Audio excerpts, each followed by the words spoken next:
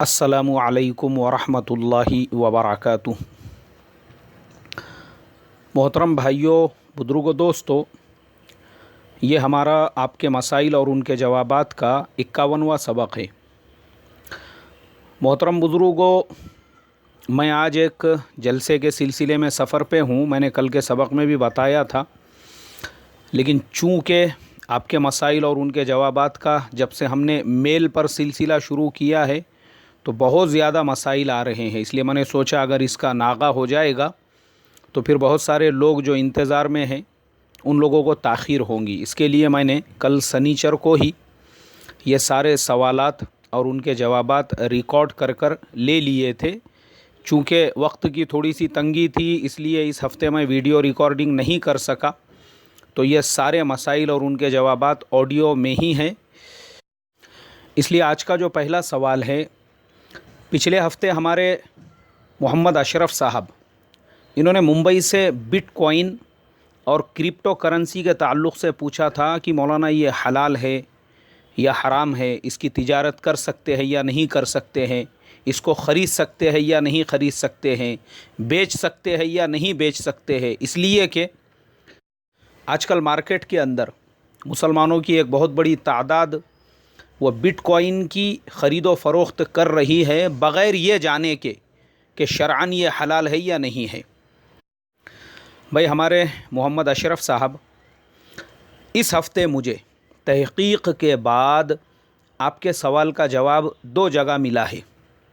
ایک تو South Africa کے مفتی محمد زکریا صاحب کی ویب سائٹ پر، اور دوسرے دارالعلوم دیوبند نے بھی اس کے حلت و حرمت کا جو فتویٰ تھا وہ واضح طور پہ دے دیا۔ اب میں آپ کو بتاتا ہوں۔ دارالعلوم دیوبند نے اس کے عدم جواز کا، یعنی اس کے حرام ہونے کا فتویٰ دیا۔ بہت لمبا چوڑا سوال اور بہت لمبا چوڑا اس کا جواب ہے، لیکن اخیر میں جو جواب کا خلاصہ ہے وہ یہ کہ بٹ کوائن یا کوئی اور ڈیجیٹل کرنسی محض فرضی کرنسی ہے، حقیقی اور واقعی کرنسی نہیں ہے۔ نیز کسی بھی ڈیجیٹل کرنسی میں واقعی کرنسی کی بنیادی صفات نہیں پائی جاتی۔ نیز ڈیجیٹل کرنسی کے کاروبار میں سٹے بازی اور سودی کاروبار کا پہلو معلوم ہوتا ہے، اس لیے بٹ کوائن یا کسی اور ڈیجیٹل کرنسی کی خریداری کرنا جائز نہیں ہے۔ اسی طرح بٹ کوائن یا کسی بھی ڈیجیٹل کرنسی کی تجارت بھی حلال نہیں ہے، لہٰذا اس کاروبار سے پرہیز کیا جائے۔ اور دارالعلوم دیوبند نے اس کے عدم جواز کا جو فتویٰ دیا ہے اس میں حوالے ہے۔ وَأَحَلَّ اللَّهُ الْبَيْعَ وَحَرَّمَ الرِّبَا، سورہ بقرہ آیت نمبر 275، شامی کتاب الحظر والاباحہ جلد نمبر 9 صفحہ نمبر 577۔ دوسرا سوال وسیم احمد صاحب مالیگاؤں، انہوں نے پوچھا ہے مولانا کیا وضو کرنے کے بعد ہاتھ منہ پوچھنا یہ ضروری ہے؟ بھائی وسیم احمد صاحب، یہ اپنا پرسنل معاملہ ہے۔ شرعاً ایسا کہیں پر بھی نہیں ہے کہ وضو کرنے کے بعد میں ہاتھ منہ نہیں پوچھنا چاہیے یا پوچھنا ضروری ہے۔ یہ اپنا پرسنل معاملہ ہے۔ وضو کرنے کے بعد آپ کی ثواب دید پر آپ چاہے تو پوچھ بھی سکتے ہیں، چاہے تو ویسے ہی رہنے دے سکتے ہیں، لیکن سردی کا موسم ہے، نہیں پہنچیں گے تو بخار وغیرہ ہونے کا اندیشہ ہے، اس لیے پوچھ لینا زیادہ بہتر ہے۔ تیسرا سوال ریاض قریشی صاحب، اچھل کرنجی، بولے مولانا سولار پر پانی گرم کر کے نہانا شرعاً یا ہیلتھ کے حساب سے کیسا ہے؟ بھائی ہمارے ریاض قریشی صاحب، آپ کا بھی مسئلہ جو ہے شریعت سے اس کا کوئی تعلق نہیں ہے، کیونکہ سولار جو ہے اس کے اوپر ہم لوگ ایسے ہی پانی گرم کر سکتے ہیں جیسے بھگونے پہ پانی گرم کرتے ہیں، چولہے پر پانی گرم کرتے ہیں۔ آپ سولار کے پانی سے بھی آرام سے اطمینان سے غسل کر سکتے ہیں، کوئی حرج نہیں ہے۔ رہا ہیلتھ کا مسئلہ، ہیلتھ کے تعلق سے میں نے کسی کتاب کے اندر پڑھا تھا کہ کھلے میں اگر پانی وہ سورج کے گرمی سے گرم کیا جائے اور اس سے غسل کیا جائے تو برص کی بیماری پیدا ہونے کا اندیشہ ہے۔ اگلا سوال، یہ سوال دو لوگوں کی طرف سے آیا ہے۔ ایک میل آیا ہے مجھے محمد خالد صاحب، ان صاحب کا نام ہے انہوں نے اپنے شہر کا نام نہیں لکھا. اسی لیے میں درخواست کرتا ہوں کہ بھائی جو بھی میل کرنے والے ہیں ان کے مسئلے کا جو ٹاپک ہے نا وہ سبجیکٹ کے اندر لکھا کرے اور نیچے اپنا نام اور اپنے شہر کا نام ضرور لکھے تاکہ مجھے جواب دینے میں آسانی رہے. خیر، محمد خالد صاحب کا سوال یہ ہے کہ مولانا ایم وے کا جو بزنس ہے، ایم وے، اس کے بارے میں مجھے بتائیے کہ یہ شرعاً حلال ہے یا نہیں ہے، اور کمپنی کے جو پروڈکٹس ہے اس کی تجارت ہم لوگ کر سکتے ہیں یا نہیں کر سکتے. سیم ایسا ہی سوال گجرات پاٹن سے بھی ایک صاحب نے پوچھا ہے. بولے مولانا ملٹی لیول مارکیٹنگ، یعنی جس کے اندر پیرامڈ بنایا جاتا ہے، آپ ممبر بنو، پھر آپ کے نیچے 2 ممبر بناؤ، پھر وہ 2 اور 2 ممبر بنائیں گے، اس طریقے کی ملٹی لیول مارکیٹنگ یہ ہمارے لیے حلال ہے یا نہیں ہے؟ بھائی ہمارے محمد خالد صاحب اور پاٹن گجرات سے جن بھائی صاحب نے پوچھا ہے، دونوں دیکھو دارالعلوم دیوبند نے اس کے اوپر صراحتاً جواب دیا ہوا ہے، اور وہ مجھے بالکل فائنلی دارالعلوم دیوبند کی ویب سائٹ کے اوپر مل گیا. دارالعلوم دیوبند نے ایسے ہی ایک ملٹی لیول مارکیٹنگ کمپنی کے بارے میں کہا ہے کہ it's allowed to become member of Amway and take commission on that. Likewise, it will be allowed to sell items purchased thereof and receive benefits, but participating in the network marketing system, which requires adding 2 members in the network and getting benefits on the purchasing of these members, is unlawful also. There are some more evils in this scheme that involve interest and by a fasid. بھائی ہمارے محمد خالد صاحب اور جو دوسرے بھائی صاحب ہیں، دونوں جنہوں نے پوچھا ہے، دونوں کو میں یہ سمجھا دوں مسئلے کا جواب. انہوں نے کہا ہے کہ ٹھیک ہے، اگر آپ ایم وے ہے یا کوئی اور کمپنی ہے، اس کے جو پروڈکٹس ہے وہ آپ خرید رہے ہیں، بیچ رہے ہیں، نو پرابلم، آپ اس سے بینیفٹ حاصل کر سکتے ہیں، نفع کما سکتے ہیں. لیکن یہ جو چین والا سسٹم ہے کہ آپ اپنے نیچے 2 ممبر بناؤ، پھر وہ ممبر سے جو فائدہ ملے گا پھر وہ آپ تک پہنچے گا، پھر وہ جو نیچے بنائیں گے، اس کو دارالعلوم دیوبند نے صراحتاً حرام اور ناجائز کہا ہے. تو اس کے لیے میری آپ سے اور ان تمام ساتھیوں سے جو خصوصاً دین کے کاموں میں لگے ہوئے ہیں، دین کی لائنوں میں لگے ہوئے ہیں، آج کل انہوں نے یہ نئے دھندے، یہ نئے بزنس شروع کر دیے ہوئے ہیں زیادہ پیسے کمانے کے. بیٹھے بیٹھے بولے کچھ تو بھی انکم ہونا چاہیے، تو ایسی جو ملٹی لیول مارکیٹنگ ہے اس کے اندر گھس گئے ہیں اور اس طریقے سے حرام اور ناجائز کمائی وہ لوگ کھا رہے ہیں. تو میری ان تمام لوگوں سے درخواست ہے، ایسے کسی بھی نئی اسکیم کو شروع کرنے سے پہلے یا اس کے اندر گھسنے سے پہلے آپ معتبر مفتی یا معتبر عالم سے ضرور فتویٰ دریافت کرے، ورنہ مارکیٹ کے اندر آج کل بہت سارے بھسکا پوری فتوے بھی چالو ہے جس کے اندر اس کے کرنے کی اجازت یا اس کے حلت کی آپ کو یا اس کے جواز کی کوئی صورت نظر آئے گی. صراحتاً اس کے اوپر بھروسہ نہ کرے. یہ دارالعلوم دیوبند کا معتبر فتویٰ ہے جو میں نے ابھی آپ کو بتایا ہوں، جس کے اندر انہوں نے صراحتاً اس کو ناجائز کہا ہے. اس کے اوپر ہی ہم عمل کریں. اللہ عمل کی توفیق عطا فرمائے. اگلا سوال، یہ سوال فاروق احمد صاحب پیر زادے، انہوں نے کہا ہے مولانا صاحب میں بوپوڑی پونا سے ہی تعلق رکھتا ہوں، لیکن تقریباً مجھے 15 سال ہو چکے ہیں.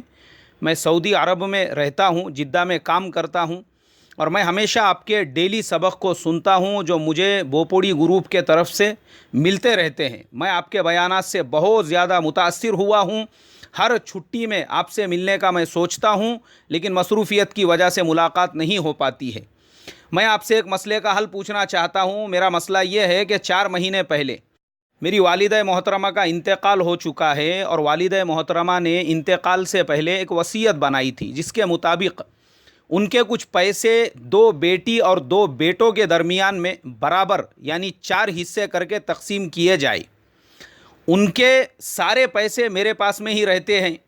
اب مسئلہ یہ ہے کہ ہمارے بڑے بھائی صاحب کہتے ہیں کہ پیسوں کی تقسیم شریعت کے مطابق ہونی چاہیے، 2 حصے بیٹوں کے اور ایک حصہ وہ دونوں بہنوں کو دینا چاہیے. تو اب آپ مجھے بتائیے کہ میں کیا کروں. بڑے بھائی صاحب جیسا کہتے ہیں ان کے مطابق عمل کروں یا والد محترمہ نے جو وصیت کی تھی اس کے مطابق عمل کروں؟ بھائی ہمارے فاروق پیرزادے صاحب، آپ کا جو مسئلہ ہے اس کے جواب کے سلسلے میں مجھے بہت سارے کتابوں کی ورق گردانی کرنی پڑی، لیکن اللہ کے فضل و کرم سے حضرت تھانوی رحمۃ اللہ علیہ کی بہشتی زیور میں تفصیل کے ساتھ میں ایک دم پرفیکٹ جواب مجھے مل گیا۔ حضرت تھانوی رحمۃ اللہ علیہ نے لکھا، جو شخص وارث ہو جیسے ماں باپ، بیوی، شوہر، بیٹا بیٹی وغیرہ وغیرہ، ان کے لیے وصیت کرنا صحیح نہیں ہے۔ البتہ جس رشتہ دار کا اس مال میں کوئی بھی حصہ نہ ہو یا رشتہ دار ہی نہ ہو، کوئی غیر ہو، تو اس کے لیے وصیت کرنا درست ہے، لیکن وہ وصیت بھی 1/3 یعنی 33% سے زیادہ کی نہیں ہونی چاہیے۔ اگر کسی نے اپنے وارث کے لیے وصیت کر دی کہ میرے بعد اس کو فلاں چیز دے دی جائے یا اتنا مال دے دیا جائے، تو اس کو وصیت سے کچھ لینے کا حق نہیں ہے۔ البتہ اگر دوسرے تمام وارث راضی ہو جائے تو پھر دے دینا جائز ہے۔ اسی طرح اگر کسی کے لیے 1/3 سے زیادہ یعنی 33% سے زیادہ کی وصیت کی، اس کا بھی یہی حکم ہے کہ اگر سب وارث بخوشی راضی ہو جائے تو اس کو 1/3 سے زیادہ ملے گا، ورنہ صرف 1/3 مال ملے گا یعنی 1/3، اور نابالغوں کی اجازت کا کسی صورت میں بھی اعتبار نہیں ہے۔ اس کا خوب خیال رکھا جائے۔ ہمارے پیرزادے صاحب، مجھے لگتا ہے انشاءاللہ آپ کے جواب جو ہے وہ اچھی طرح سے سمجھ میں آ گیا ہوگا۔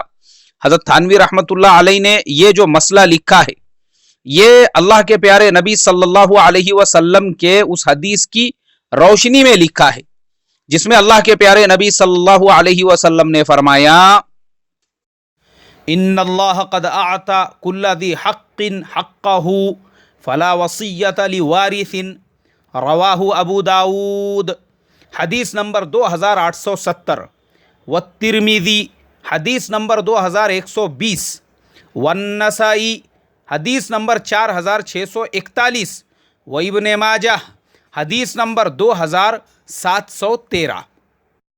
اب ہمارے فاروق احمد صاحب یہ احادیث کی روشنی میں اور بہشتی زیور میں حضرت تھانوی نے جو اس کی بہترین انداز میں وضاحت کی ہے، مجھے اللہ کی ذات سے 100% امید ہے مسئلہ آپ کے سمجھ میں آ گیا ہوگا کہ اپنے وارثین کے لیے جو وصیت کی جائے وہ باطل ہے۔ اس لیے بہتر یہ ہوگا کہ اب آگے کی جو پروسیسنگ ہے کہ کس وارث کو کیا حصہ ملے گا، آپ کسی معتبر دارالافتاء سے کانٹیکٹ کیجئے، ان کو پورے وارثین کی لسٹ دکھائیے کہ آپ کے وارثین کتنے ہیں، کیونکہ آپ نے جو میل مجھے کیا اس میں صرف آپ نے 2 بھائی 2 بہنوں کا تذکرہ کیا، ہو سکتا ہے آپ کے والد صاحب بھی ہو، وہ بھی وارثین میں شمار ہوں گے، ان کے علاوہ آپ کی والدہ محترمہ کے والدین بھی ہوں گے۔ تو یہ ایک ایسی پروسیسنگ ہے، کیونکہ میراث کے جو مسائل ہے اس کے لیے آپ کو بیٹھ کر کسی مفتی کے پاس سب کے نام لکھانے پڑیں گے، پھر وہ دارالافتاء آپ کو بہترین انداز میں کس کے حصے میں کیا آئے گا وہ تحریری طور پر ان کے اسٹیمپ اور سگنیچر کے ساتھ میں دے گا، تو انشاءاللہ وہ بات آپ کے لیے معتبر ہوگی۔ اگلا سوال، یہ سوال جبیل سعودی عربیہ سے محسن خان صاحب نے پوچھا ہے۔ انہوں نے کہا، مولانا میرا ایک سوال یہ ہے، کیا ہم جیسے انسانوں کے خواب میں کوئی زندہ انسان نظر آ سکتا ہے؟ اس لیے کہ میری وائف کو ایک بزرگ خواب میں نظر آتے ہیں اور وہ بزرگ ابھی بھی زندہ ہے۔ دراصل وہ بزرگ میری وائف کا علاج کیا کرتے تھے، اس لیے کہ میں نے اپنے بزرگوں سے سنا تھا کہ جو لوگ انتقال کر چکے ہیں صرف وہی لوگ خواب کے اندر نظر آتے ہیں۔ بھائی ہمارے محسن خان صاحب، پہلی بات تو مجھے آپ کا سوال سن کر حیرت ہو رہی ہے۔ ہم لوگ آج ایک ایسے ماڈرن زمانے میں جی رہے ہیں جو ہائی ٹیک ٹیکنالوجیز والا زمانہ ہے، اور ایسے زمانے میں بھی آپ کے ذہن میں اگر یہ بات آتی ہے، بڑے حیرت کی بات ہے، مجھے لگتا ہے آپ ایک دم ہائر ایجوکیٹڈ پڑھے لکھے، کیونکہ آپ جب سعودی عربیہ اور جبیل جیسے شہر میں ہیں تو اس کا مطلب یہی ہے کہ ماشاءاللہ آپ دنیاوی اعتبار سے بھی ہائر ایجوکیٹڈ ہوں گے۔ ہمارے محسن خان صاحب، ہم مسلمان ہیں، ہمارے پیارے نبی صلی اللہ علیہ وسلم نے خواب کو نبوت کا 46واں حصہ کہا ہے، اور عموماً ہم لوگوں کو جو نیند کے اندر نظر آتا ہے وہ خواب نہیں ہوتے ہیں، وہ ہمارے خیالات ہوتے ہیں، اس لیے کہ جیسا ہم سوچتے ہیں، جیسے خیالات ہمارے ذہن میں ہوتے ہیں، جیسا ہم کام کرتے ہیں، اگر سیٹ ہے تو اکثر اس کے خواب میں دکان کے نوکر آتے ہیں، نوکر ہے تو ان کو اپنے سیٹ کی ایک دم دن دناتی ہوئی آواز سنائی دیتی ہے، اسی طریقے سے اگر بیوی ہے اس کو خواب میں شوہر نظر آتا ہے، شوہر ہے تو اس کو بیوی نظر آتی ہے۔ ایکچولی ہم لوگ جن چیزوں سے انٹریکٹ ہوتے ہیں وہی چیزیں ہم کو خواب میں نظر آتی ہے۔ اب آپ کی اہلیہ، جن بزرگ نے آپ کے اہلیہ کے اثرات کا علاج کیے، وہ آپ کی اہلیہ کے برین کے اندر فٹ ہو چکے ہیں، ان کی صورت بار بار نظر آتی ہوں گی، اس لیے وہ بھی خواب میں نظر آتے ہیں۔ اور یہ سوچنا کہ خالی جو مرے ہوئے ہیں وہی خواب میں نظر آتے ہیں، سراسر غلط اور بے ہودہ خیال ہے۔ کیوں؟ اس لیے کہ ہم لوگ انڈیا میں ہمارے غیر مسلم دوستوں کے ساتھ میں رہتے ہیں، ہمارے برادران وطن کے اڑوس پڑوس میں رہتے ہیں، تو اس طرح کے عقیدے اور اس طرح کی جو باتیں ہیں وہ ان کے نزدیک گھڑی ہوئی ہے کہ بولے جو اپنے مر چکے ہیں وہ کبھی کتے کی شکل میں نظر آتے ہیں، کبھی بلی کی شکل میں نظر آتے ہیں، کبھی وہ خواب میں نظر آتے ہیں۔ تو یہ عقیدے غیروں کے ہیں، غیروں کے، مسلمان کے نہیں ہیں۔ تو اس کے لیے میرے بھائی، خواب یہ نبوت کا 46واں حصہ ہے۔ خواب یا تو بشارت والے ہوتے ہیں یا تو پھر اللہ تبارک و تعالیٰ کی طرف سے تنبیہ والے ہوتے ہیں۔ خواب ایک الگ چیز ہے اور خیالات ایک الگ چیز ہے۔ تو مجھے ایسا لگتا ہے آپ کی اہلیہ کو جو نظر آتا ہے وہ خیالات ہے، اس کا خواب سے کوئی تعلق نہیں ہے۔ یہ آج کے سوالات تھے، ان کے علاوہ بھی بہت سارے سوالات وہ ابھی باقی ہے۔ میں فی الحال سفر میں ہوں، انشاءاللہ سفر سے واپسی کے بعد درمیان میں ایک آدھ دن موقع دیکھ کر وہ بچے ہوئے سوالات بھی میں لینے کی فکر اور کوشش کروں گا۔ آخر میں آپ تمام لوگوں سے یہی درخواست کرتا ہوں کہ بھائی جن کا بھی سوال ہے مہربانی فرما کر imfpuneindia@gmail.com پر ہم کو اپنے سوالات بھیجے اور نیچے اپنا نام، اپنے شہر کا نام ضرور لکھے تاکہ ہم آپ کو آپ کے نام کے ساتھ میں جواب دے سکے۔ اللہ عمل کی توفیق عطا فرمائے۔ السلام علیکم ورحمۃ اللہ وبرکاتہ۔